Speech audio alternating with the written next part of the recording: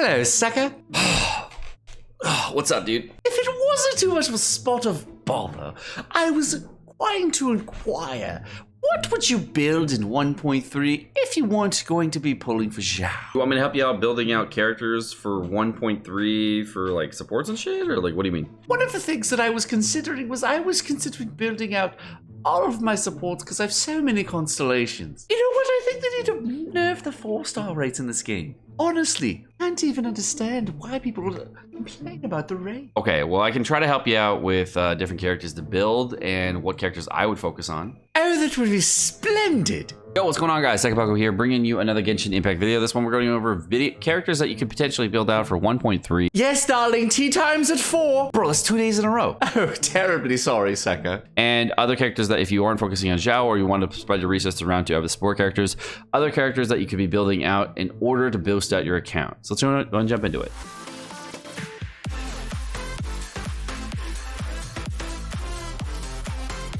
Alrighty, boys and girls, so this video is not a Zhongli video. I know, surprising, because he's getting a buff in 1.3, but there are a bunch of other characters that you can be building out in 1.3 that are gonna be really, really fun to build out. And a lot of these characters are ones I hope you do consider, and they're actually not talked about a lot lately. So let's go and jump into it. Alrighty, guys, so the first character we're gonna be going over today is gonna be Ningguang, or Ningguang.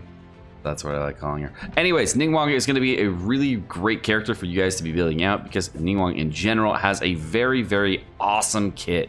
And if you're looking to build out a really, really powerful character, she is it. Definitely the way to go. If you're wondering who the Mandalorian is talking about, she is the way.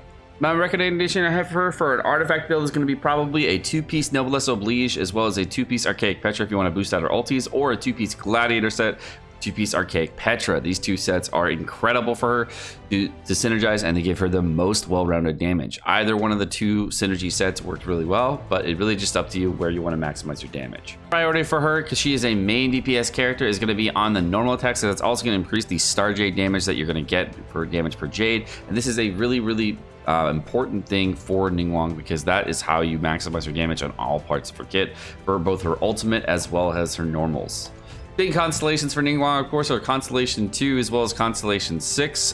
Constellation 2 will provide the most fun gameplay change for her, while as Constellation 6 will be a very, very nice damage bump. Constellations will provide minor QL changes as well as small amounts of damage or resistance, so they don't really help you too much, but C2 is really where things start changing for you as a player. But as always, you do not need any constellations on any character to make them viable. You can use, I was using Ningguang since C0 and definitely found her to be a viable DPS at that point, but the rotations and the amount of time that I could keep her out really changed with C2 and C6. And the next character we're going to be going over is going to be Sucrose. Sucrose is a really, really weird offshoot character that has a very different build than many other characters in the game.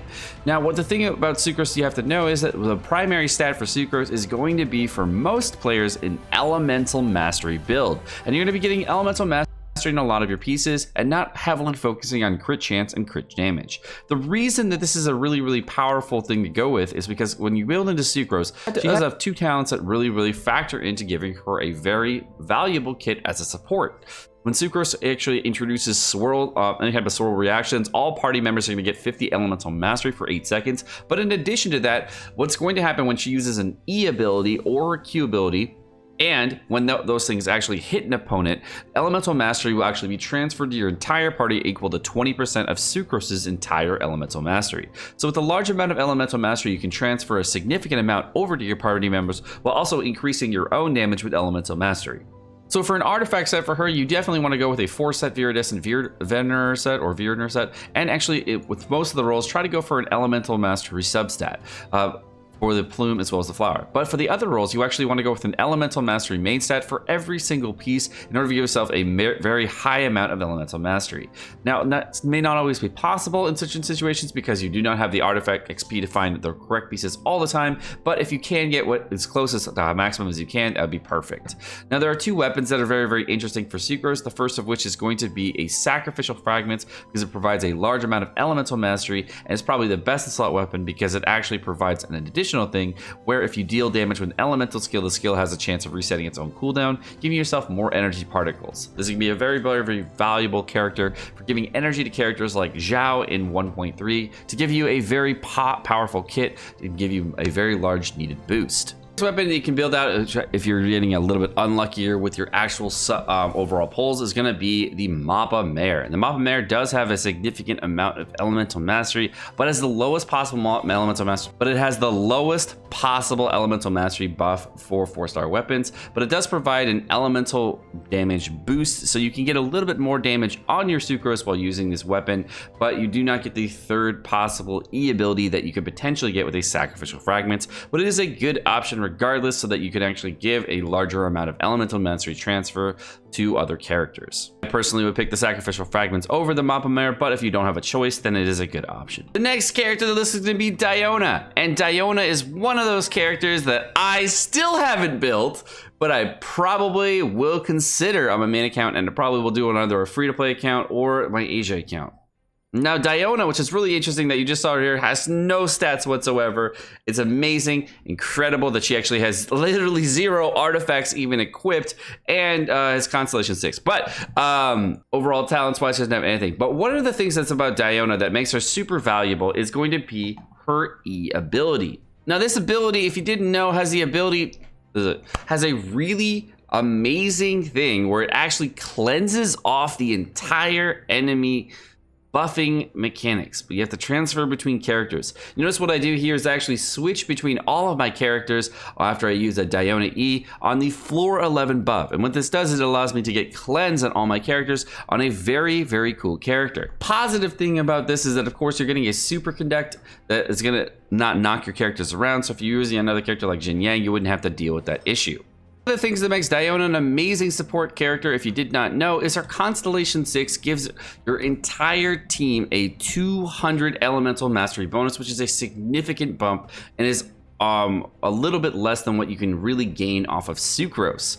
And no matter what, a flat 200 elemental mastery buff is huge when considering damage boosting, because you can get some really large elemental reactions for melt, or potentially use them for other things like vaporize. Next up, I know a lot of people have already built into this character, but I wanted to go over it briefly because in 1.3 we're gonna have a very, very powerful kit with Fischl. And the way Fischl is going to be OP in 1.3 is going to be more toward a supporting style build. And the reason she's going to be really good because she is a very powerful support for a character like Xiao.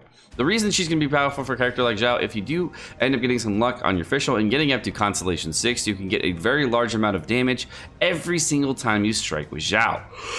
And seeing how Xiao has a large amount of strikes, which is a large amount of attack speed, you can get a massive amount of hits equal to 30% of Fischl's overall attack damage. Now you can build Fischl in a number of different ways in order to get that done, but one of the weapons a lot of people end up going with is a stringless, but potentially you could go with other weapons like the Blackleaf Warbow, which is probably a much better supporting option for your Fischl if you are not already using it for another character like Ganyu. The reason the Blackleaf Warbow is a very cool option is because of how it can actually deal damage while also boosting your own damage at the same time. Unfortunately though, the passive will not proc outside the field, so another weapon you could go with is a Viridescent Hunt in order to give yourself a kind of swirl effect while the character's kind of semi off the field to give yourself more damage. But unfortunately this passive also doesn't work unless you're using normal attacks on Fischl. So the only real option that you do have is the stringless for make the actual passive of the weapon work for you, as well as get elemental mastery and base attack and giving yourself a little bit more damage on the off field. Artifact builds for this Fischl, you would probably want to go with a 2-piece Thundering Fury as well as going with a 2-piece and a 2-piece Gladiator set in order to give yourself the maximum possible damage in order to boost out for support.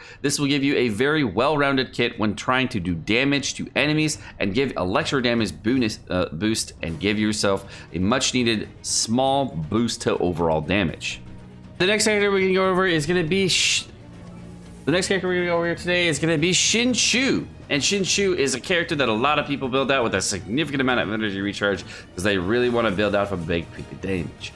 And you know what? That's a good build. But you know what? One of the things about Xingqiu I find to be very, very interesting is that you can actually build him in a completely different manner. And I typically stick through this banner build because it's way fucking cheaper. So, one of the things that's super funny about Xingqiu is that you actually do not need to go super hard into artifacts for Xingqiu. He's one of those characters that a lot of people talk about building a two-piece set, Hydros piece, a full Noblesse set, etc. But what I found, which was super interesting, is that you can actually get away with a totally garbage artifact set for Xingqiu. And what's really funny about him is he's so strong, is that you can just build into an instructor set. And I was so surprised that over the entire time of playing the game, I have never once even considered building a Hydro or Noblesse set for Xingqiu, because an instructor set with Elemental Mastery actually did the job. And I was so blown away by this fact. Now, my current talent level for Xingqiu is about 8 and 11 right now, and we're able to do some crazy melee damage, and the hardest I've ever hit on him is about I think I hit him about 60k in total, on an EE, so that was pretty cool. I actually ended up using a Harbinger of the Dawn because I really didn't want to invest into a 4-star weapon called the Sacrificial Sword, which everyone does have, but I actually didn't even get until like probably about the last week or so. So a lot of people that do not have the Sacrificial Sword, the only other option you have is the Festering Desire, which I find to be a really cool option and probably the best in-slot option if you're not using this for a character like Bennett. So if you're going to be using a weapon, I would definitely use the Festering Desire if you're not going to be building out a Sacrificial Sword. Sacrificial Sword is probably the best option for you. Has a really low amount of base attack though, so you are going to have a lot less damage on your overall ease, but you can get some good damage in. But what my personal recommendation is, if you really don't want to build out a weapon and you don't have a lot of resources, the Harbinger of the Dawn does work.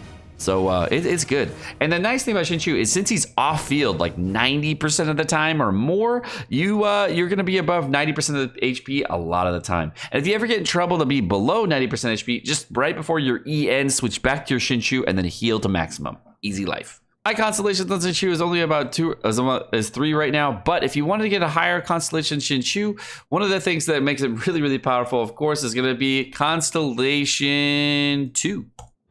And it did, what I noticed once I got Constellation 2, my damage on the Xingqiu went through the roof and I felt a huge power spike. Alright guys, my name's Sekapoko. Thank you so much for watching. Hope you guys enjoyed this video. Hope it was helpful. Hope you guys got some ideas of what to build out for 1.3. Hope you guys enjoyed learning about different characters for different builds that I do currently on the game. Have a great rest of your day, guys. Peace.